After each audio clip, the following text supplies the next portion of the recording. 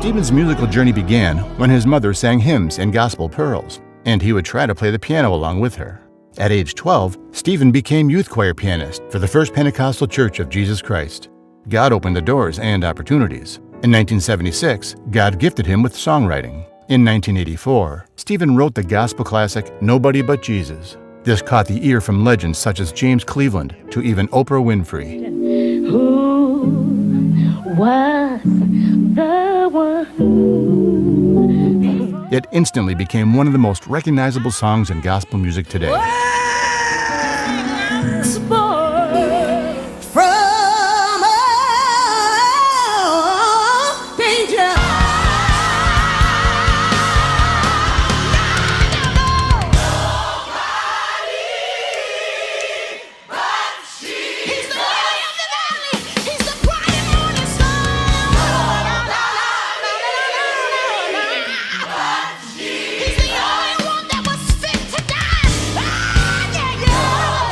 His songs have since been recorded by Daryl Coley, Walter Hawkins, James Cleveland, Byron Cage, Vanessa Bell, Bishop Otis Floyd, Bishop Jeff Banks, Thomas Whitfield, Melba Moore, Kelly Price, and many more.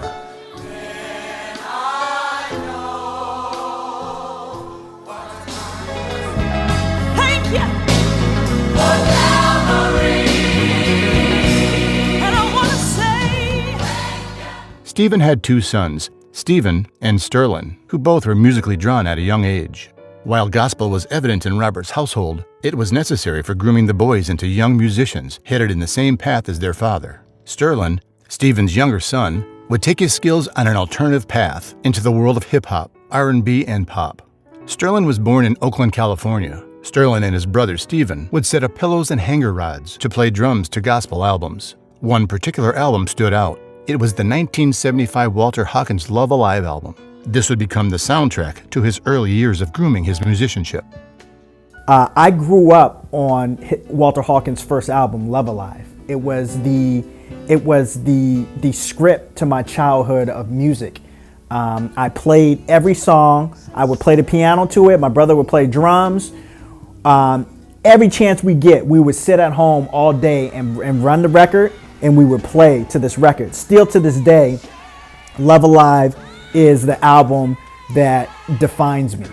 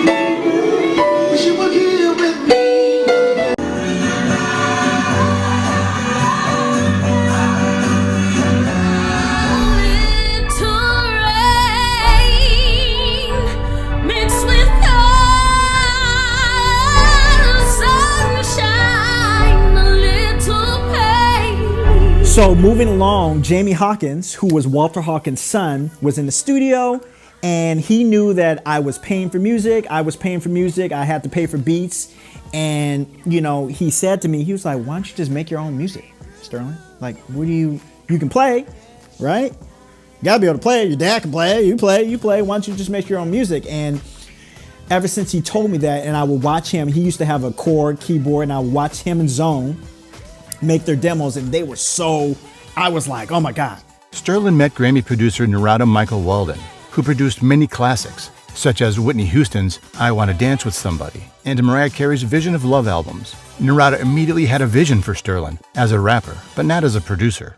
Producing would basically take a back seat throughout Sterlen's early career in the industry.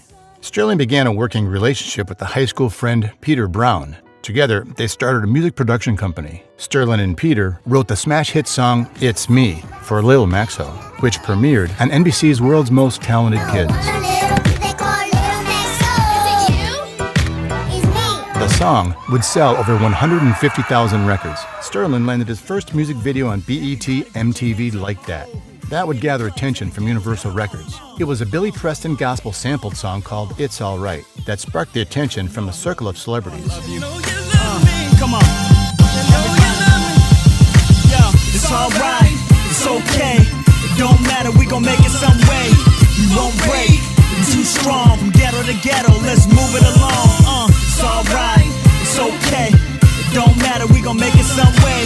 We won't break, we're too strong. From ghetto to ghetto, let's move it along. Come on, come on, come on, come on. It's alright, it's okay.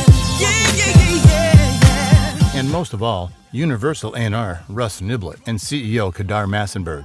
But the deal fell through the cracks. Around the same time, Sterlen's longtime music friend Rome Palermo introduced Sterlen to Devonte Swing of Jodeci. I ended up working with the Jodeci camp under Devonte Swing. This record right now, I had a longtime friend. His name is Rome, and everyone knows Rome. A longtime friend who introduced me to Devonte and the Jodeci, and I ended up being a writer.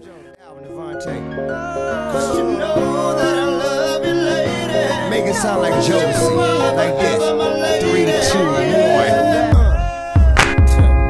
1. Now that's Jodeci. Just listen. Yep. Just listen. Devonte saw a vision for Sterlen as a producer and a rapper. He saw a Kanye before Through the Wire. While Kanye was sampling soul music, Devonte noticed Sterlen was infusing traditional gospel into his hip-hop tracks. At the time, it was a unique style of his own.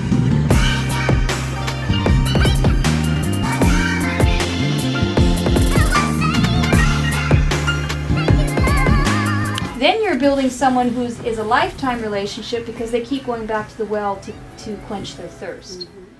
It was at Devonte's compound, Sterlen was able to unleash his most creative self.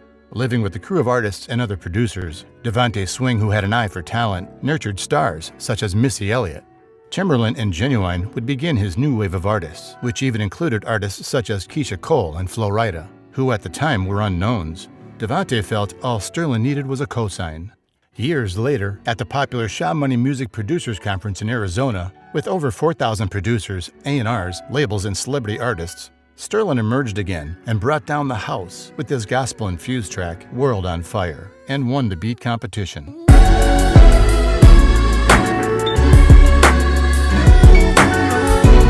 You do it all. You was a musician, a producer. Yeah. I mean, because I did my homework on you. Yeah. So, I mean, you know how to play the piano, right? I'm a keyboard player. I'm a church musician turned rapper. Man, now see, I never seen that. You're going to be rapping on stage with the keyboard. Yeah. After which, Sterlen signed to MTL Records and released his popular club single, She Works.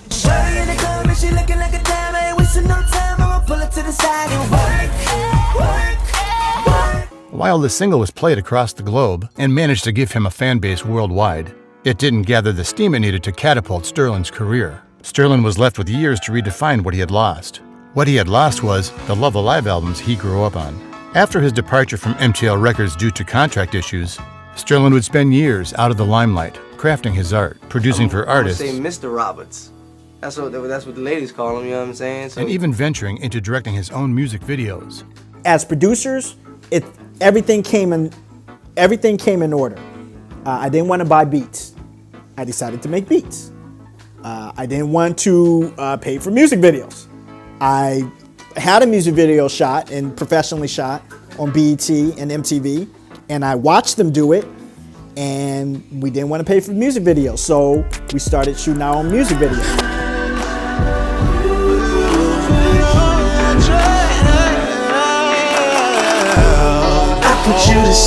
I put you to sleep all night. Tangled in my sheets all night. I put that to sleep, In 2017, he started his own company, Oakland to Paris Music Group, with his first single, Tan Lines. Sterlen is now set to release his first album. The album is a testimony to his diverse production ability skill set. The album is the most diverse album for yet a single producer. A really emotional project. It took very long to make.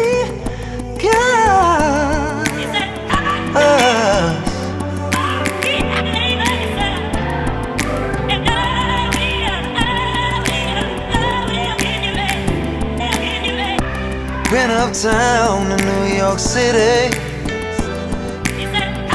San Francisco to downtown LA.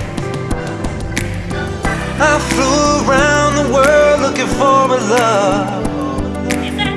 Couldn't see what's in front of me. I'm excited. I'm excited about this project. The album goes in so many different directions. There are gospel-infused tracks.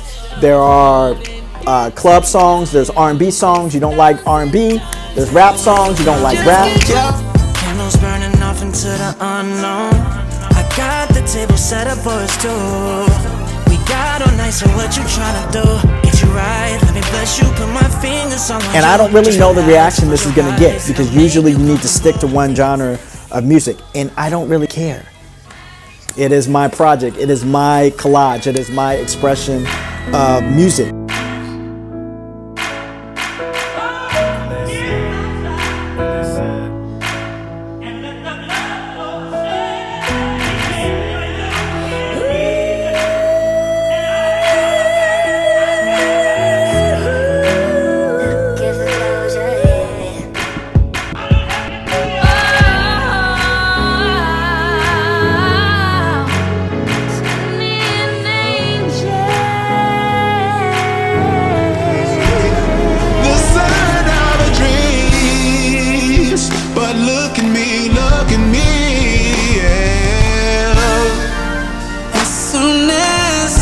Stop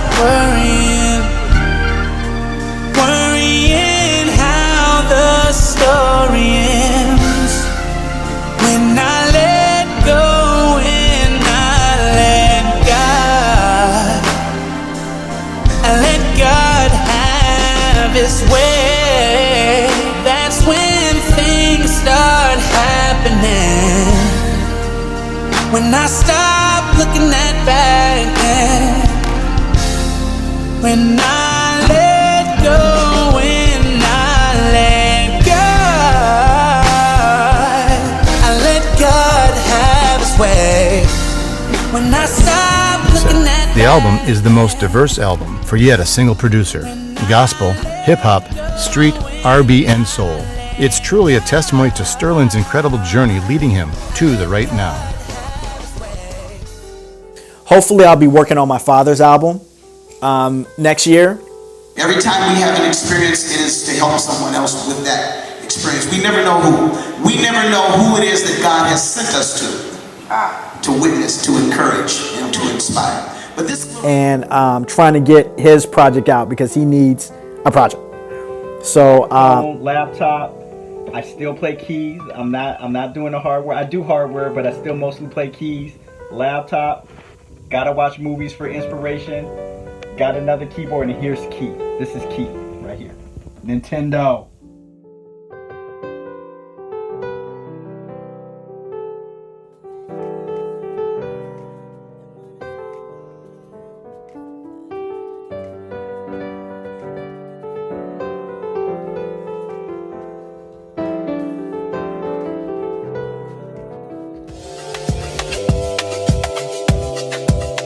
to my back end.